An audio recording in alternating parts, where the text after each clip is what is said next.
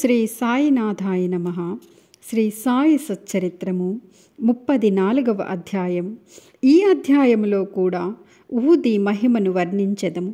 ఊది ధరించినంత మాత్రమున ఎట్టి ఫలము కలిగెనో చూసెదము. డాక్టర్ గారి మేనల్లుడు. నాసిక్ జిల్లాలోని మాలేగాంలో ఒక డాక్టర్ ఉండెను. ఆయన వైద్యములో పట్టభద్రులు. వారి మేనల్లుడు నయము కానట్టి రాచకురుపుతో బాధపడుచుండెను. డాక్టర్ గారితో పాటు ఇతర డాక్టర్లు కూడా నయము చేయ ప్రయత్నించిరి. ఆపరేషన్ చేసిరి. కానీ ఏమాత్రము మేలు జరగలేదు. కుర్రవాడు మిగుల బాధపడుచుండెను.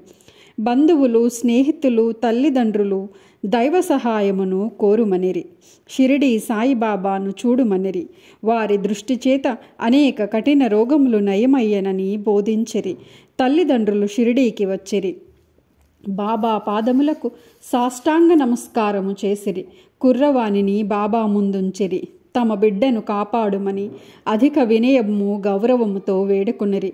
దయార్ద్ర హృదయుడగు బాబా వారిని ఓదార్చి ఇట్లనెను: ఎవరైతే ఈ మసీదుకు వచ్చెదరో వారెన్నడూ ఈ జన్మలో ఏ వ్యాధి చేతను బాధపడరు. కనుక హాయిగా ఉండుము. కురుపుపై ఊదీని పూయుడు. 1 వారము రోజులలో నయమగును. దేవుని యందు నమ్మకముంచుడు. ఇది మసీదు కాదు, ఇది ద్వారవతి. ఎవరైతే ఇందు కాలు మోపెదరో వారు ఆరోగ్యమును ఆనందమును పొందెదరు. వారి కష్టములు గట్టెక్కును.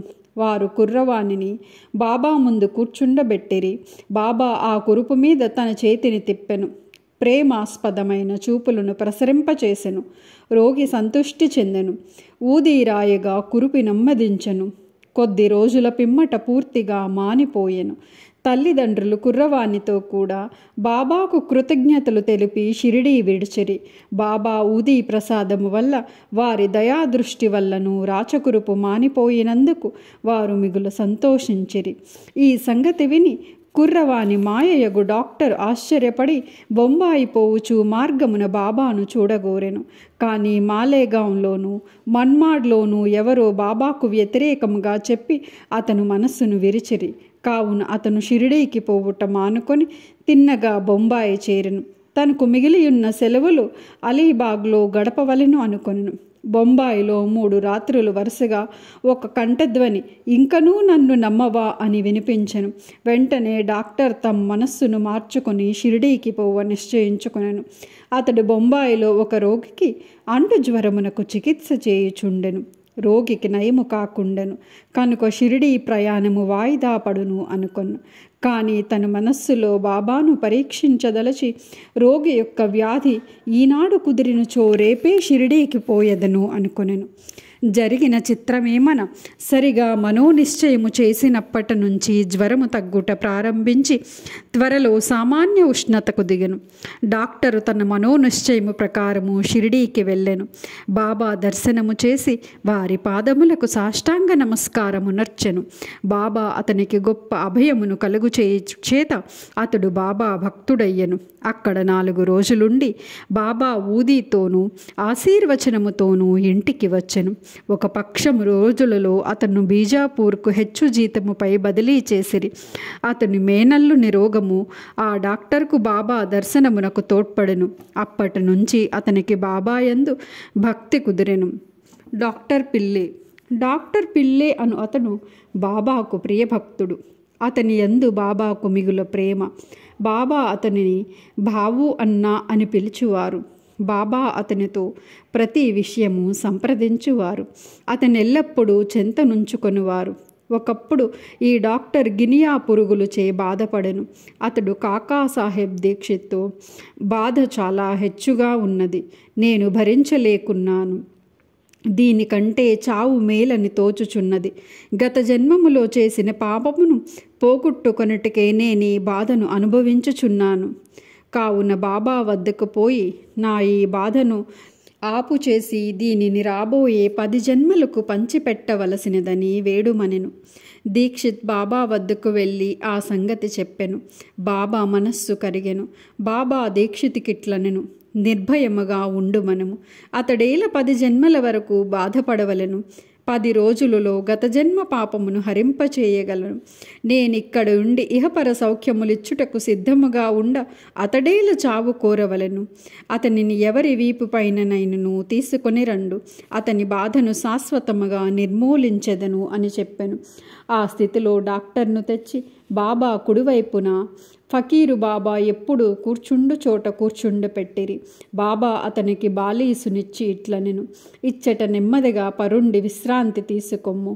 అసలైన విరుగుడేమనగా గత జన్మ పాపములను అనుభవించి విమోచనము పొందవలెను. మన కష్టసుఖములకు మన కర్మయే కారణము. వచ్చిన దానిని ఓర్చుకోమనము. అల్లాయే తీర్చువాడు, వాని నెల్లప్పుడూ ధ్యానించుము. అతడే నీ క్షేమమును చూసును. వారి పాదములకు శరీరము, మనస్సు, ధనము, వాక్కు సమస్తము అర్పింపుము. అనగా సర్వస్య శరణాగతి వేడుము. అటుపై వారేమి చేసెదరో చూడుము. నానాసాహెబ్ కట్టుకట్టననియు కానీ గుణమివ్వలేదనియు డాక్టర్ పిల్లే చెప్పెను. బాబా ఇట్లనెను, నానా తెలివి తక్కువ వాడు, కట్టు విప్పుము, లేనిచో చచ్చెదవు. అప్పుడే ఒక కాకి వచ్చి పొడుచును, అప్పుడు నీ కురుపు నయమగును. ఈ సంభాషణ జరుగుచుండగా అబ్దుల్ వచ్చి మసీదు శుభ్రము చేసి దీపములు బాగు చేయుచుండగా అతని కాలు సరిగా పిల్లే కురుపు మీద హఠాత్తుగా పడెను. కాలు వాచియుండెను. దానిపైన అబ్దుల్ కాలు పడగానే అందులో నుంచి 7 పురుగులు నొక్కబడి బయటపడెను. బాబా బాధ భరింపరానిదిగా ఉండెను. డాక్టర్ పిల్లే బిగ్గరగా ఏడ్వసాగెను. కొంతసేపటికి నెమ్మదించెను. అతనికి ఏడుపు, నవ్వు ఒకదాని తరువాత ఇంకొకటి వచ్చుచుండెను. బాబా ఇట్లనెను, చూడుడు, మన అన్న జబ్బు కుదిరి నవ్వుచున్నాడు. పిల్లే కాకి ఎప్పుడు వచ్చినను? బాబా ఇట్లు జవాబిచ్చెను, నీవు కాకిని చూడలేదా? అది తిరిగి రాదు. అబ్దుల్ ఆ కాకి. ఇప్పుడు నీవు పోయి వాడాలో విశ్రాంతి గుణము. నీవు త్వరలో బాగయ్యదు. ఊది పూయట వలన, దానిని తినుట వలన ఏ చికిత్స పొందకయే, ఔషధము పుచ్చుకొనకనే వ్యాధి పూర్తిగా 10 రోజులలో బాబా చెప్పిన ప్రకారము మానిపోయెను. శ్యామ మరదలు. శ్యామ తమ్ముడు బాపూజీ సావుల్ విహిర్ దగ్గర నుండివాడు. ఒకడాడు అతని భార్యకు ప్లేగు తగిలెను. ఆమె తీవ్రమైన జ్వరము వచ్చెను. చంకలో 2 బొబ్బలు లేచెను. బాపాజీ శ్యామ వద్దకు పరిగెత్తి వచ్చి సహాయపడుమనెను. శ్యామ భయపడెను. కానీ యథాప్రకారము బాబా వద్దకు వెళ్ళెను. సాష్టాంగ నమస్కారము చేసి వారి సహాయము కోరెను. వ్యాధిని బాగు చేయమని ప్రార్థించెను. తన తమ్ముని ఇంటికి పోవుటకు అనుజ్ఞ ఇమ్మను. బాబా ఇట్లెను, ఈ రాత్రి సమయమందు వెళ్ళవద్దు. ఊది పంపుము. జ్వరము కానీ బొబ్బలను కానీ లక్ష్య పెట్టనవసరము లేదు. మన తండ్రియును యజమానియు ఆ దైవమే. ఆమె వ్యాధి సులభముగా నయమగును. ఇప్పుడు వెళ్ళవద్దు. రేపటి ఉదయం వెళ్ళము. వెంటనే తిరిగి రమ్ము అని చెప్పెను. శ్యామకు బాబా ఊదియందు సంపూర్ణ విశ్వాసముండెను. బాపాజీ ద్వారా దానిని పంపెను. బొబ్బలపైన దానిని పూసి కొంత నీళ్లలో కలిపి త్రాగించిరి. దానిని తీసుకొని వెంటనే బాగా చెమట పట్టెను. జ్వరము తగ్గెను. రోగికి మంచి నిద్ర పట్టెను. మరుసటి ఉదయం తన భార్యకు నయమగుట్ట చూసి బాపాజీ ఆశ్చర్యపడెను.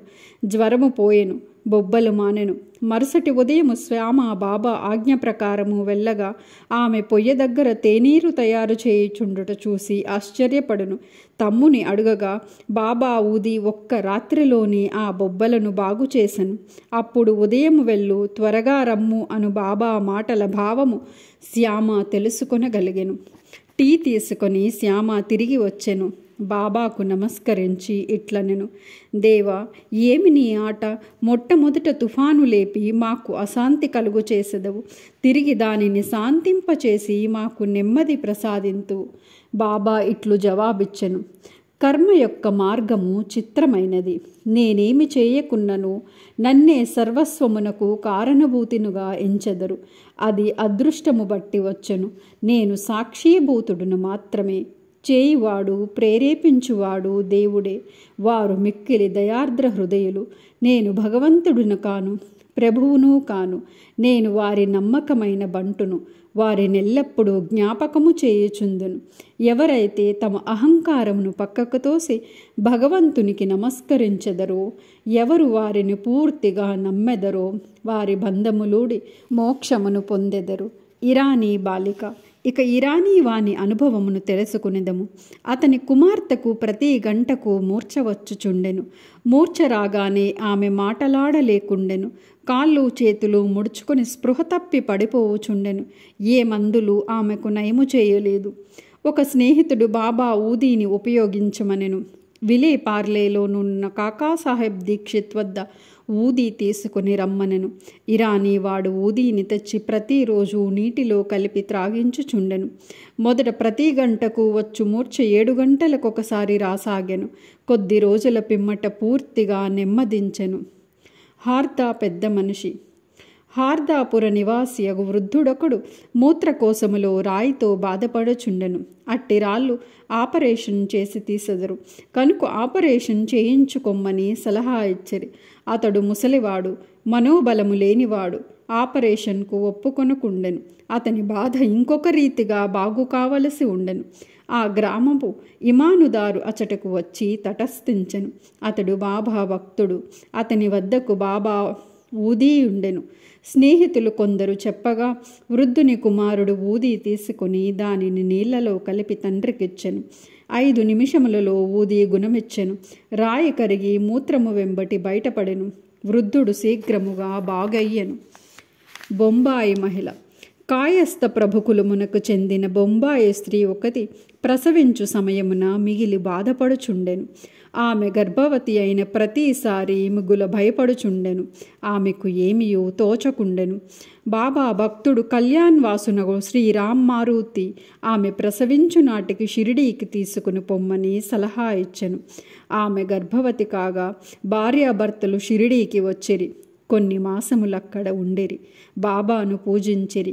వారి సాంగత్యము వలన సంపూర్ణ ఫలము పొందిరి. కొన్నాళ్ళకు ప్రసవ వేళ వచ్చెను. మామూలుగానే యోనిలో అడ్డుగా అనిపించెను. ఆమె మిగుల బాధపడెను. ఏమీ చేయుటకు తోచకుండెను. బాబాను ధ్యానించెను. ఇరుగు పొరుగు వారు వచ్చి బాబా ఊదిని నీళ్లలో కలిపి ఇచ్చిరి. 5 నిమిషములలో ఆ స్త్రీ సురక్షితముగా ఎట్టి కష్టము లేక ప్రసవించెను. దురదృష్టము కొలది చనిపోయిన బిడ్డ పుట్టియుండెను. కానీ తల్లి ఆందోళన బాధ తప్పెను. బాబాకు నమస్కరించి వారిని ఎల్లకాలము జ్ఞప్తి అందుంచుకొనిరి. 34వ అధ్యాయము సంపూర్ణము.